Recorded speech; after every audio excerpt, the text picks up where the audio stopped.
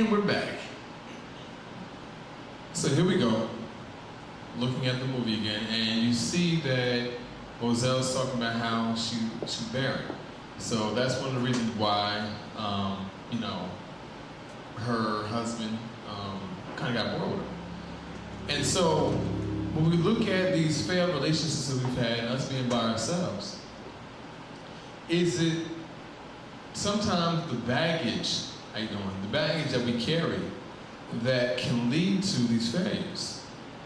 You know, we looked at, in the last segment, we were talking a little bit about, you know, sometimes being alone within a relationship, and you can see here that once again, Lynn Wayfield's daughter is sitting there saying, look at Dad's supposed to be home, you know, sometimes, and he's not home, and so she's like calling him out. And so, you know, she's putting it in her face, look, you can't run from this. The fact of the matter is, your husband's out doing things he's not supposed to be doing if you're married. And so, you know, for whatever reason, she's sticking it out. Maybe it's the children, maybe it's lifestyle, whatever. But then also looking at relationships that have failed and understanding that there are things that we have done, whether it's our own, you know, inability to stay faithful, or something like being barren, or, you know, just past relationships and the buildup from the failures that can sometimes interfere with our ability to develop relationships. You know, so that's when we're talking about baggage. When we start talking about baggage, it's the things that keep us from developing these stronger relationships. So, where does this baggage come from? And how does this baggage tend to affect the relationships that we're in? Not talking about so much the failures themselves as the big picture, but thinking about while you're in those relationships, whether it's marriage or whether it's just dating or you're just in a regular relationship, how does that baggage tend to weigh down that relationship? And what is the baggage? We have to get that specific about what the baggage is, but where does the baggage come from, and how does that actually affect these relationships? Hey, just came in. You got something? The topic is, are we meant to be by ourselves? And taking a look at things that tend to happen that make us go after, have these failed relationships after failed relationships. And it just seems like sometimes we're meant to be by ourselves because we can't get it together. And now we're talking about what is it that may be interfering with our ability to have stronger relationships. You know, where is that baggage coming from? That's what we're looking at. That baggage. Yaka?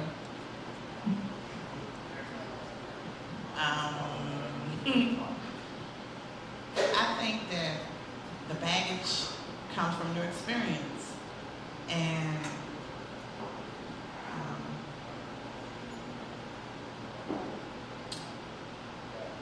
from your experience prior to being with that person, you tend to put that person in the same category. And so it's like you don't even give that person a chance to show who they are. You immediately have these thoughts in your mind, and you're like, okay,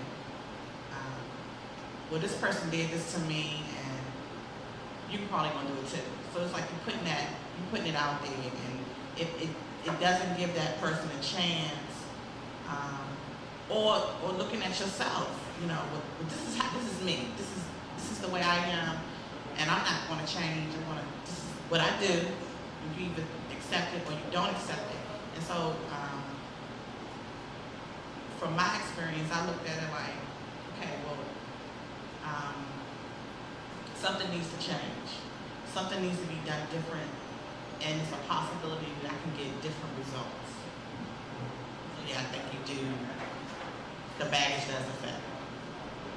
What happens a lot of times is we will carry baggage in the form of that pain and that fear that we start having from what happened before. We don't want to see that same thing come again. So a lot of times it takes a good period of time for us to get over a relationship. And when we do, when we get into something new, we don't want to see those same exact phases. We don't want to feel the pain. You know, so we're driven by that fear, and we will put that fear onto the new person that we're dealing with. You know, don't hurt me like this person did. But on the flip side, we also have where we are looking for somebody so polar opposite of the person that we were just with in someone else that we will put that on them too. I don't want to see the same qualities that I saw in this last person. You know, so that's baggage too. Because what you're doing is you're displacing something from one person onto the next, which is the total opposite of what you want to see. And so you might be out there constantly looking for something that's different from what you had before, which may also be unhealthy for you too. Yeah, I agree with most people saying, except I think that partly, with me anyway, baggage comes from getting in relationships and expecting too much from them and getting hurt there. You know, looking at something, well, she's one, or, you know, is this the right person for me? And then putting a lot of energy, and then it doesn't work out, you know, really because I'm barking up the wrong tree anyway. So that was my fault. I think like baggage, I mean, I think too, to a lot of our parents too. You know, like men tend to look upon women, I mean, they don't know about the mothers, and women tend to know about men from their fathers. And I think that has something to do with it. And I was saying today, I mean, like me, I'm single, I'm 48, I've never been married. And I just think that there's, with me, I mean, I'm just I think like the salmon has to go upstream, you know what I'm saying?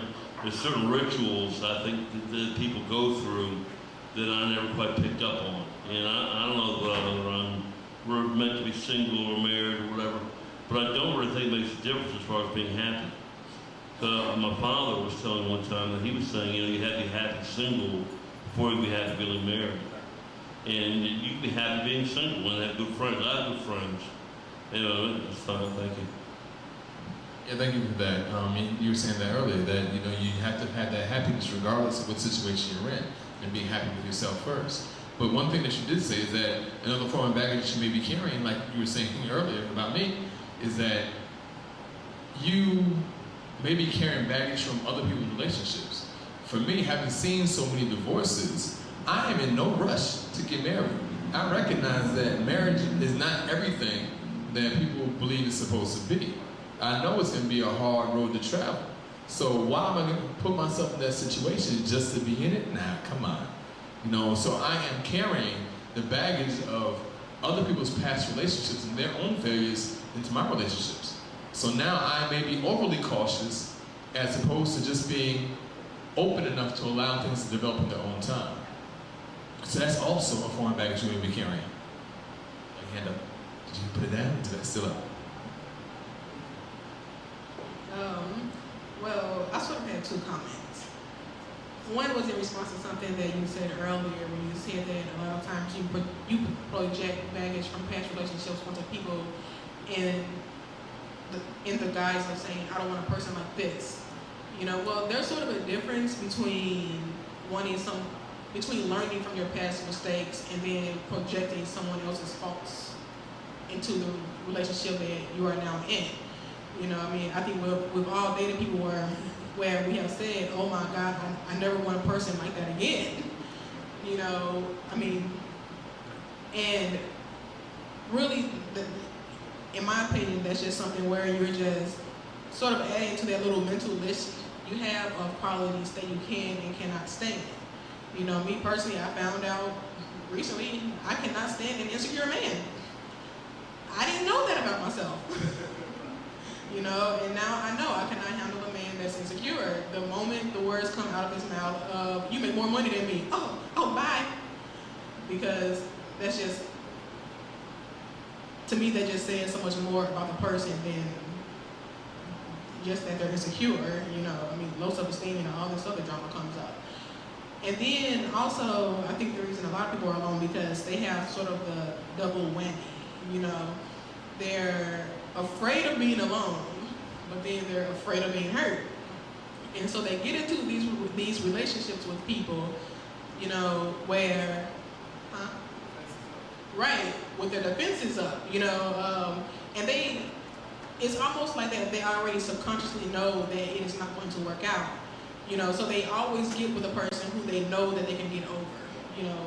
They don't get with the man or with the woman who they are completely in love with and who they know can make them happy forever. They get with a person where, yeah, they can fall for them, but if it's over, I can deal with it.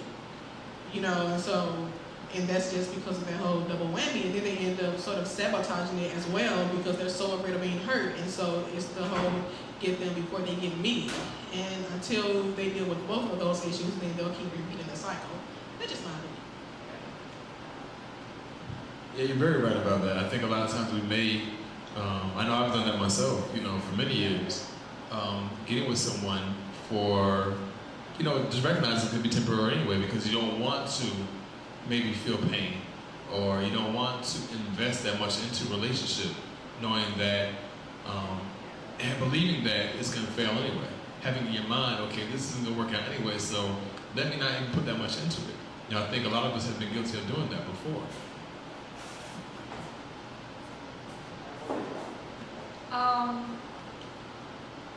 Well, you say that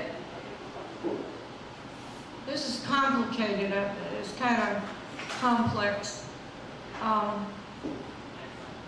except to say that if you always think everybody's not good enough for you, how do you know if you don't give it a try?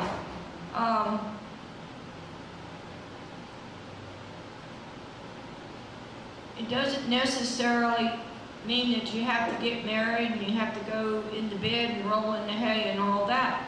Just to have a good friend to me is a beautiful relationship.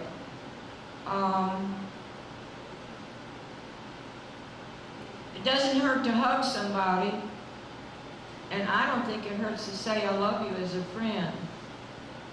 And, well, maybe someday you might kiss them on the lips and you might not. But you sure as hell can hug each other and say I love you as a friend. And there's nothing more valuable in life than to have some friends. Because you're not alone, and if you have friends, that's beautiful. And of course we know we're never alone because Jesus is always with us. That's the bottom line. And Jane's right, you know, baggage comes in a number of different forms. And when you look at, you know, maybe those lists that we develop, that's baggage too. We may have all these different expectations and ideas of what we want in a relationship or what we want in a person. And by carrying that into a relationship, you may be weighing that down with just your expectations. You know, and so if you believe that you are too good for somebody without having had the chance to experience that person, that's another form of baggage. You know, so we can see baggage coming in all these different ways. And I think the trick is to learn how to let that baggage go, whatever that thing is, but you have to see it for yourself first. Understand what it is that you're carrying. Is it great expectation? Is it great expectations? Is it, you know, your own failed relationships and that fear and that pain? Is it the things that you have seen through other people's eyes that affect you? But recognizing that there is something there that you need to be able to let go of so that you are able to move forward into a healthy relationship. But as long as you're carrying that extra baggage around, whether maybe you are barren or whatever, but recognizing that you have to deal with that situation first so that you can even have a fighting chance of having a healthy relationship. Relationships are complicated as it is, but by adding all this extra pressure to it and weighing it down with all this, I can't say I keep saying baggage, but that's what it is. All these problems, then you are essentially dooming that relationship from the jump. So we have to learn how to let go of those different things. So anyway, let's move on to the final segment of the night, so sit back and enjoy.